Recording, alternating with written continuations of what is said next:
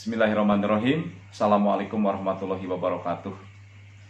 Selamat berjumpa para mahasiswa pada mata kuliah PAK ya, Pendidikan Anti Korupsi dan Etik UMB, di mana pada kesempatan kita kali ini akan membahas pertemuan yang kedua ya, di mana pokok bahasannya yaitu mengenal diri atau mengenali potensi diri. Para mahasiswa yang budiman, salah satu kesuksesan yang dapat diraih oleh seseorang itu didasarkan kepada sejauh mana dia mengenali dirinya, mengenali potensinya, mengenali kekurangannya, mengenali kelebihannya, dan seterusnya.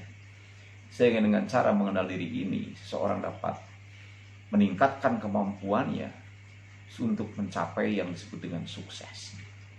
Misalnya seorang filosof, kita katakan sebagai seorang filosof, Sun Tzu itu mengatakan, ya, kenalilah dirimu, kenalilah musuhmu, maka dalam 100 pertempuran kamu tidak akan pernah kalah. Jadi kalau kita sudah memiliki kemampuan untuk mengenal diri ya, baik kelemahan, kekurangan, potensi, yang lain-lainnya, maka kita akan memenangkan pertarungan. Pertarungan bukan hanya dalam konteks yang sempit, tapi pertarungan hidup dalam kehidupan, gitu ya. Nah, ini penting sekali. Bahkan misalkan agama mengajarkan, barang siapa yang mengenal dirinya, maka dia akan mengenal Tuhannya. Kemudian seorang filosof, René Descartes itu mengatakan bahwa aku berpikir, maka aku ada. Berpikir dalam arti bagaimana mengenal diri kita, maka kita tahu tentang diri kita. Atau tadi katakan agama, kalau kita mengenal diri kita, maka kita akan tahu siapa Tuhan kita. Jadi betapa pentingnya yang disebut dengan mengenal diri ini, baik secara spiritual untuk mengenal Tuhan, namun mengenal Tuhan, atau misalnya untuk mengenal kemampuan diri kita demi meraih sukses di masa yang akan datang. Kemudian berikutnya, ini menurut Socrates ya, kita kutip pendapatnya Socrates. Socrates mengatakan bahwa kegagalan adalah wujud ketidaktahuan tentang diri kita sendiri.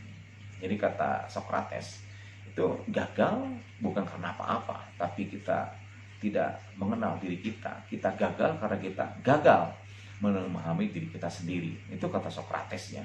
Jadi bagaimana orang yang mengenali dirinya sekali lagi mampu menelaah apa kelebihan, kekurangan, dan potensi lainnya, itu dapat berpotensi untuk meraih sukses di masa yang akan datang. Kemudian yang berikutnya, Anda mungkin dapat melihat ya di berbagai macam literatur bahwa penggunaan potensi akal itu kurang lebih hanya 3 sampai dengan 10%. Ya. Jadi betapa kecilnya penggunaan akal itu ya, hanya 3 sampai 10%. Jadi artinya orang itu bisa gagal atau tidak sukses hanya mengandalkan yang disebut dengan akal. Ataupun orang tidak akan sukses 100% kalau hanya mengandalkan akal, karena akal berkontribusi untuk sukses itu hanya 3 sampai dengan 10%. Nah, oleh karena itu, di dalam perkembangan berikutnya, kita mengetahui bahwa yang disebut dengan keberhasilan seseorang itu bukan hanya dikembangkan oleh akal, ya, atau bukan hanya dikontribusikan oleh akal, tapi ada aspek lain yang disebut dengan personality atau disebut dengan kepribadian. Ya, apa sih yang disebut kepribadian itu? Kepribadian itu adalah ciri khas yang melekat pada individu, ya. Misalnya mental, kemudian jiwa sosial, kemudian emosi, dan individu itu sendiri. Ya. Oleh karena itu, kalau kita ingin mengenal tentang kepribadian, ya, maka harus mengenal kekuatan dan kelemahan diri kita. Ya. Kemudian membangun citra positif diri. Itulah yang disebut dengan langkah-langkah bagaimana mengembangkan kepribadian. Jadi selidiki diri kita secara tajam, dalam, ya, tentang berbagai macam kelemahan, berbagai macam kelebihan, berbagai macam kekurangan, dan seterusnya, untuk nanti kita bisa menggunakan potensi terbaik kita untuk meraih yang disebut dengan sukses, baik sukses di dalam karir, sukses dalam bekerja, dan sukses dalam kehidupan, dalam arti hidup di dunia maupun nanti hidup di akhirat setelah kita meninggal dunia. Nah, berbicara kepribadian, ada yang disebutkan tipe-tipe kepribadian. Ya. Tipe kepribadian dalam misalnya pergaulan. Kalau kita pergaulan berarti dalam interaksi sosial. Ya, para psikolog misalnya mengatakan tipe kepribadian dalam pergaulan itu hanya dua. Pertama, extrovert, orang yang suka bergaul, orang yang terbuka, orang yang katakanlah ingin selalu mengembangkan relationship, ya hubungan dengan yang lain. Itu kan disebutnya orang yang sifat extrovert. Ya. Kemudian ada lagi yang disebut dengan introvert. Ya. Orang-orang ini adalah orang-orang yang tertutup. Ya. Kemudian orang-orang yang katakanlah tanda petik kurang percaya diri, ya. Kemudian kurang bergaul. Nah, jadi kalau menemukan kawan kita senantiasa terbuka, riang, gembira, dan sebagainya, itulah yang disebut dengan orang yang sifatnya ekstrovert. Tapi kalau kita menemukan misalnya orang yang pendiam, ya, jarang berbicara, kemudian tertutup, itulah yang dikatakan sebagai orang introvert. Nah, pengenalan terhadap misalkan dua jenis kepribadian sangat penting. Karena apa? Menentukan tanda petik jenis pekerjaan yang bisa ia menjadi sukses. Mungkin orang ekstrovert bisa jadi menjadi seorang humas, sebagai seorang juru bicara, sebagai seorang ahli negosiasi, dan seterusnya. Orang introvert mungkin menjadi penulis buku yang terkenal atau menyusun naskah-naskah drama dan lain sebagainya, karena dia lebih banyak menggunakan katakanlah dirinya yang diam ataupun dirinya yang katakanlah cenderung tertutup. Kemudian ada juga tipe kepribadian dalam penyampaian informasi. Nah, ini sekarang yang kita lagi banyak mengkaji tentang penyampaian informasi itu, ya. Pertama, di dalam menyampaikan informasi itu ada orang yang berkepribadian jujur, apa adanya, tidak melebihkan, tidak mengurangkan, ya. Apalagi kalau misalnya mengeluarkan informasi yang sifatnya hoax, yang saat ini melanda dunia, termasuk negara kita atau negeri kita, ya. Jadi kita banyak bertengkar, banyak menghabiskan energi gara-gara kita terlalu banyak misalnya berita-berita yang sifatnya ataupun informasi-informasi yang sifatnya hoax itu, ya. Yang kedua, ada yang disebut dengan pembohong ataupun kepribadian yang penuh kedustaan dan palsu ketika menyampaikan informasi. Maka informasi dibelokkan untuk kepentingan pribadi, informasi dibelokkan untuk kepentingan kelompok. Tidak lagi misalnya informasi ini disampaikan secara jujur. Nah, ini sebagai akar, maka jenis kepribadian pembohong ini akan merusak, ya, di dalam pergaulan, bahkan mungkin bisa merusak di dalam konteks bangsa dan negara. Ada banyak kasus yang karena berita itu dipalsukan, berita itu kemudian didustakan, maka antar satu golongan dengan golongan yang lain, atau antar individu dengan individu yang lain, atau antar kekuatan yang satu dengan kekuatan yang lain saling bertengkar, ya. Nah, oleh karena itu kuncinya kalau mau kita dianggap sebagai orang yang katakanlah penyampai informasi yang baik, maka harus kita pegang yang disebut dengan kejujuran. Tidak boleh kita melangkah sedikit pun, sejengkal pun untuk melakukan pembohongan, ya, atas dasar kepentingan-kepentingan yang sifatnya pragmatis.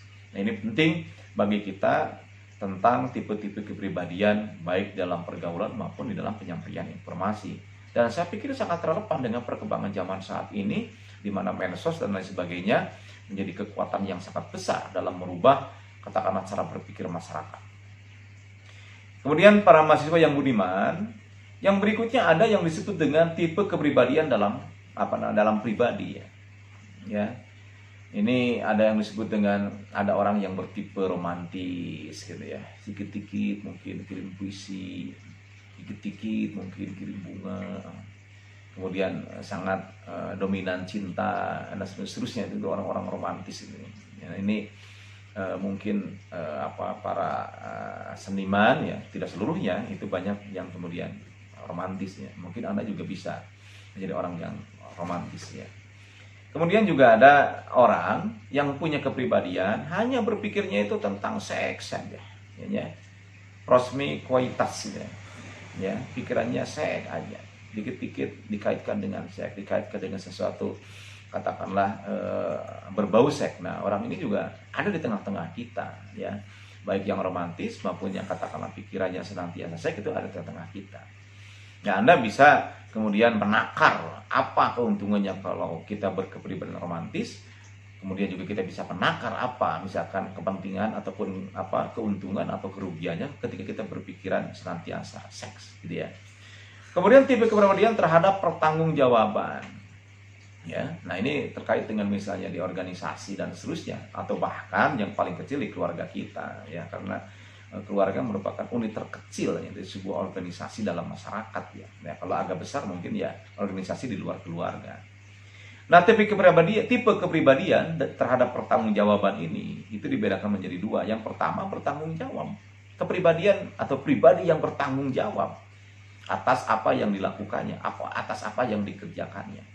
Ya, dia senantiasa memiliki sifat berani mempertanggungjawabkan, ya, berani mempertanggungjawabkan, berani mengambil risiko. Nah, itulah orang yang bertanggung jawab.